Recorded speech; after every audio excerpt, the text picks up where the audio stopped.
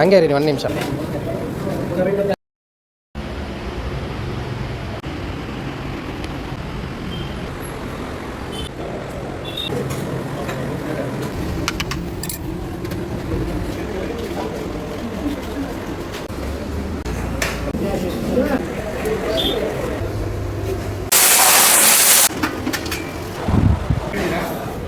ಈ ಒಂದು ಹೋಟೆಲ್ಗೆ ಡಾಕ್ಟರ್ ರಾಜ್ಕುಮಾರ್, ಅನಂತ್ ಹಾಗೂ ಉಪೇಂದ್ರ ಎಲ್ಲರೂ ಬಂದಿದ್ದಾರೆ. ಸಿಕ್ಕಾಪಟ್ಟೆ ಫೇಮಸ್ ಆಗಿರೋ ಹೋಟೆಲ್ ಇದು. ಎಲ್ಲ ಹೆಂಗಿದ್ರಿ ದಾನಿಗ್ಲೆ ನಮಸ್ಕಾರ. ಇವತ್ತು ನಾನು ಸೀದಾ ಬಂದಿರೋದು ಎಲ್ಲಿ ಗೊತ್ತುಂಟ? ಈಸಿ ಮಾರೆ, ಕಂಡು ಹಿಡಿಯೋದೇ ಈಸಿ. ನಾನು ಇವತ್ತು ಇಪ್ಪದು ಕೋಟಾಗೆ ಬಂದಿದೆ. ಎಂತ ಕೇಳಿ ಕಾಂಬ, ಕೋಟ ಅಂದ್ರೂ ಕೂಡ ನಿಮ್ಗೆ ಗೊತ್ತಾದ ಅಲ್ಲೊಂದು ಹೋಟೆಲ್ ಸಿಕ್ಕಾಪಟ್ಟೆ ಫೇಮಸ್ ಇತ್ತು. ಆಬ್ವಿಯಸ್ಲಿ ಲತಾ.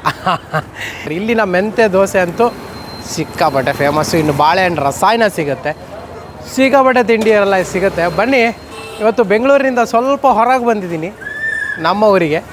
ಹೋಗುವ, ಇಲ್ಲಿ ಎಂತೆಂತೆಲ್ಲ ಸಿಗ್ತದೆ, ಯಾವುದ್ಯಾವುದೆಲ್ಲ ರುಚಿ ಉಂಟು ಎಲ್ಲ ಹೇಳ್ತೆ. ಹಾಪಾ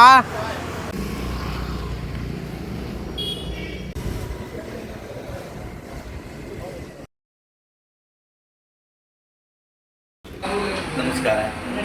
ಲತಾ ಹೋಟೆಲದ ಮಾಲೀಕನಾದ ಕೆ ವೆಂಕಟೇಶ್ವರ ನನ್ನ ಹೆಸರು.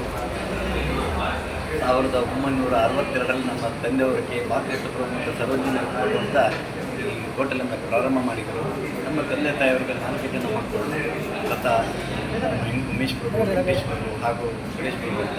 ನಮ್ಮ ಅಕ್ಕ ಹುಟ್ಟಿದ ಮೇಲೆ ಈ ಹೋಟೆಲ್ಗೆ ಲತಾ ಹೋಟೆಲ್ ಅಂತ ನಮ್ಮ ತಂದೆಯವರು ನಾಮಕರಣ.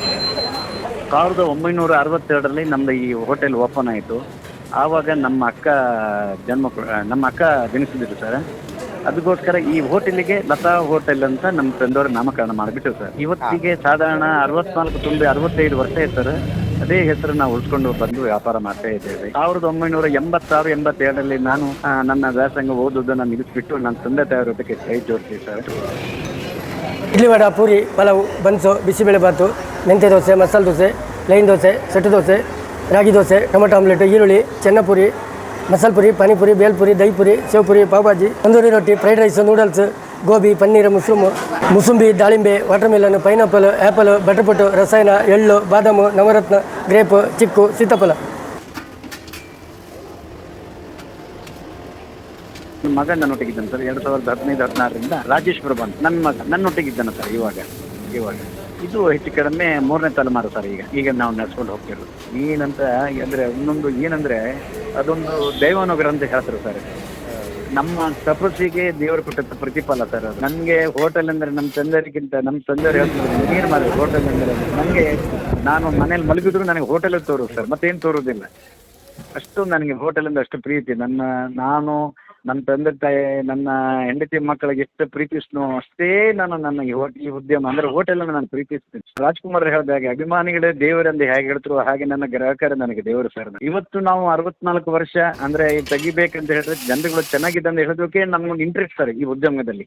ತಾಯಿಯವರು ಮತ್ತೆ ನನ್ನ ಮಿಸ್ಸಸ್, ತಂದೆಯವರು ಹೇಗೂ ಸಂಗೀತರಾದರು, ಆಮೇಲೆ ನಮ್ಮ ತಾಯಿ, ನಮ್ಮ ಮಿಸ್ಸಸ್ ಮತ್ತು ನಮ್ಮ ಫ್ಯಾಮಿಲಿ ಬಿಡಿ, ನನ್ನ ಅಣ್ಣ ತಮ್ಮ ಎಲ್ಲರೂ ನನಗೆ ತುಂಬ ಅಂದರೆ ಅಷ್ಟು ಸಹಕಾರ ಕೊಟ್ಟಿದ್ರು ಸರ್. ಅಂದರೆ ಇಲ್ಲಿ ರಾಜ್ಕುಮಾರ್ ಅವರು ಈ ಒಕ್ಕೋಡಿ ಮೋಹನ ಒಬ್ರು ಇದ್ರು ಸರ್ ಇಲ್ಲಿ ಕುಂಬಾಶೆಯಲ್ಲಿ. ಅವರು ವರ್ಷಕ್ಕೊಮ್ಮೆಲೆಲ್ಲ ಬರ್ತಿದ್ರು ಸರ್ ಅಲ್ಲಿ ರಾಜ್ಕುಮಾರ್ ಅವರು.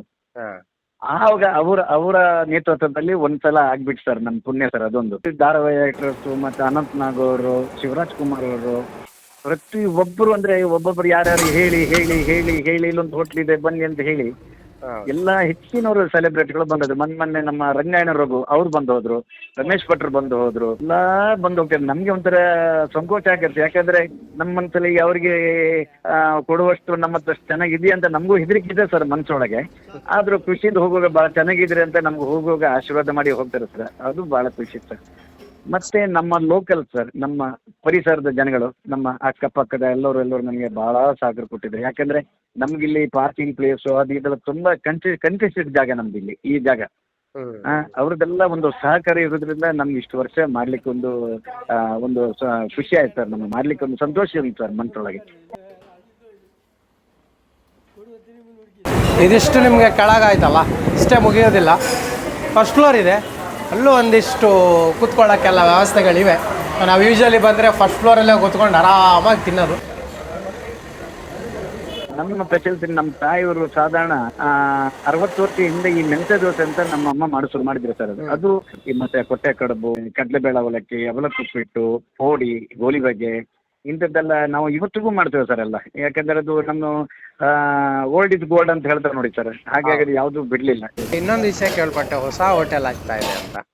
ಹೌದು ಸರ್, ಹೌದು. ಯಾವಾಗ ನಮ್ದು ತುಂಬಾ ಅದು ಚೌತಿಲಿ ಓಪನ್ ಆಗೋ ಚಾನ್ಸ್ ಇದೆ ಸರ್ ನಮ್ದು, ನಮ್ಮ ಮಗನಿಗೋಸ್ಕರ. ಅಲ್ಲಿ ಚೌತಿಲಿ ನಿಮ್ದು ಆನಗೋಡ್ಡೆ ಸ್ವಾಗತ ಗೋಪುರ ಪಕ್ಕದಲ್ಲೇ ಉಂಟು ಸರ್. ಒಳ್ಳೆ ಒಂದು ಉತ್ತಮ ರೀತಿಯಲ್ಲಿ ಒಂದು ಮಾಡ್ಬೇಕಂತ ಮಾಡಿದ್ರು ಜನರಿಗೆ.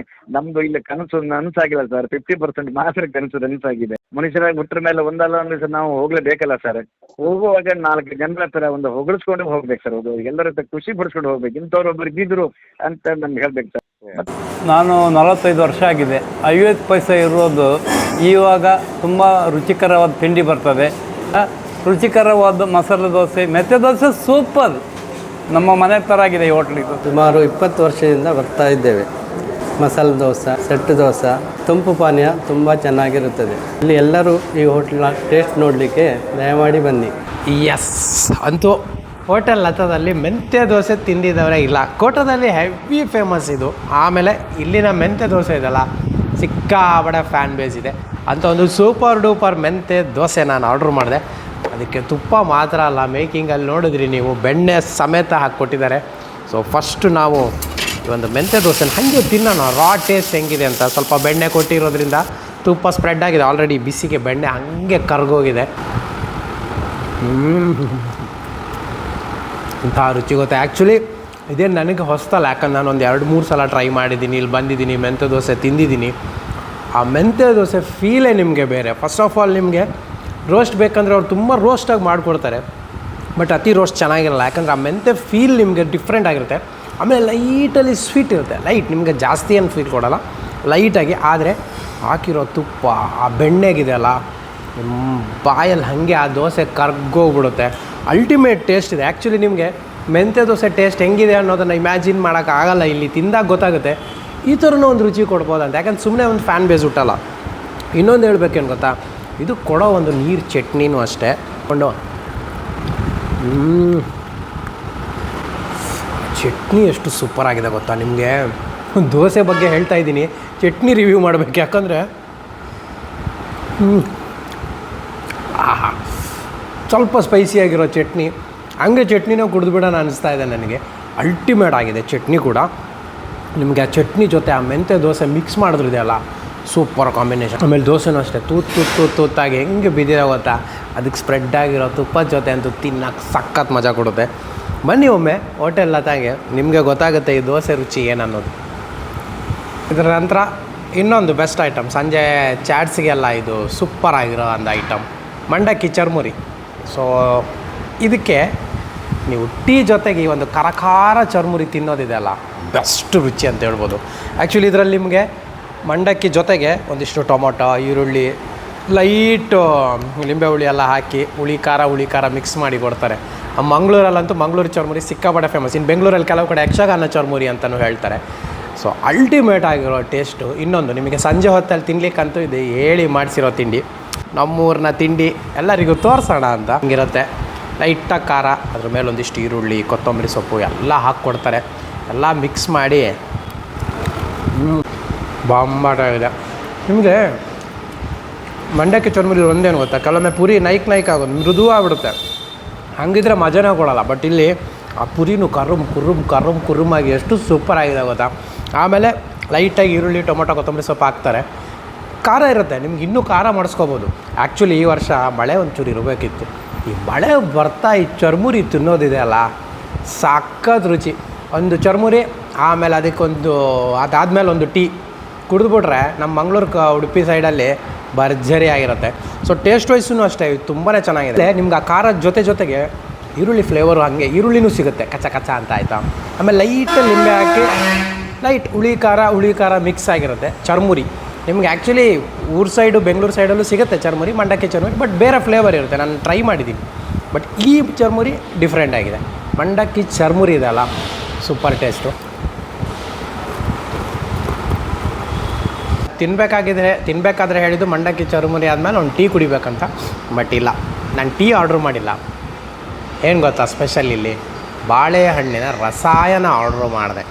ಆ್ಯಕ್ಚುಲಿ ಈ ಥರ ರಸಾಯನ ನಿಮ್ಗೆ ಎಲ್ಲೂ ಸಿಗೋಕ್ಕೆ ಚಾನ್ಸೇ ಇಲ್ಲ. ಕುಡಿಯೋ ಮುಂಚೆ ಯಾಕೆ ಹೇಳ್ತಿದ್ದೀನಿ ಅಂದರೆ, ನಾನು ಬಂದಿಲ್ಲಿ ರಸಾಯನ ಕುಡಿಯೋಕ್ಕಂತ 2-3 ಸಲ ಬಂದಿದ್ದೀನಿ. ಅದ್ಭುತ ರುಚಿ. ಆ್ಯಕ್ಚುಲಿ ಇಲ್ಲಿ ರಸಾಯನ ಹೆಂಗಿರುತ್ತೆ ಗೊತ್ತಾ, ನೋಡಿ ಈ ಥರ ಫುಲ್ಲು ತಿಕ್ಕಾಗಿರುತ್ತೆ. ಅದ್ರ ಮೇಲೆ ಒಂದಿಷ್ಟು ಗೋಡಂಬಿಗಳು ಹಾಕ್ತಾರೆ. ಆಮೇಲೆ ಇನ್ನೊಂದು ಹೇಳ್ತೀನಿ, ನಿಮಗೆ ರಸಾಯನ ಅಂದ್ಕೂಡಲೇ ಮಾಮೂಲಿ ಏನೋ ಬಾಳೆಹಣ್ಣು ಹಾಗೆ ಹಾಕಲ್ಲ. ನೋಡಿ ಎಷ್ಟು ದಪ್ಪವಾಗಿದೆ. ಸೊ ನಾವು ಬಟರ್ ಫ್ರೂಟನ್ನು ಹೆಂಗೆ ಸ್ಟ್ರಾದಲ್ಲಿ ಆಗಲ್ವೋ, ಇದು ಹಾಗೆ ಸ್ಟ್ರಾದಲ್ಲಿ ಕುಡಿಯೋದು ಮಜಾ ಅಲ್ಲ, ಹಿಂಗೆ ಸ್ಪೂನಲ್ಲಿ ತೆಗೆದು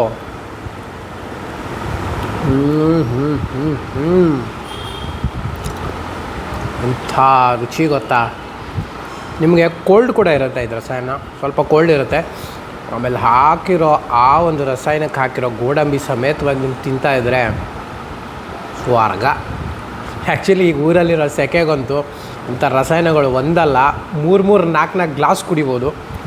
ತುಂಬಾ ಚೆನ್ನಾಗಿದೆ, ತುಂಬ ತಿಕ್ಕಾಗಿರೋ ಇದು ಒಂದು ರೀತಿ ರಸಾಯನ ಅನ್ನೋದು ನಿಮಗೆ ಒಂಥರ ಬಾಳೆಹಣ್ಣಿನ ಮಿಲ್ಕ್ ಶೇಕ್ಗಿಂತ ಡಬ್ಬಲ್ ಟೇಸ್ಟ್. ಯಾಕಂದರೆ ಮಿಲ್ಕ್ ಶೇಕಲ್ಲಿ ಏನಾಗುತ್ತೆ ಅಂದರೆ ನಿಮ್ಗೆ ಫುಲ್ ಗ್ರೈಂಡಾಗಿ ಹೋಗ್ಬಿಡುತ್ತೆ. ಇದು ಹಂಗಲ್ಲ, ಬಾಳೆಹಣ್ಣು ತುಂಡು ನಿಮಗೆ ಬಾಯಿಗೆ ಸಿಗುತ್ತೆ, ಜೊತೆ ಗೋಡಂಬಿಗಳು ಸಿಗ್ತವೆ. ಎಲ್ಲ ಸೇರಿದ್ರೆ ಒಂದು ಅದ್ಭುತ ರುಚಿ.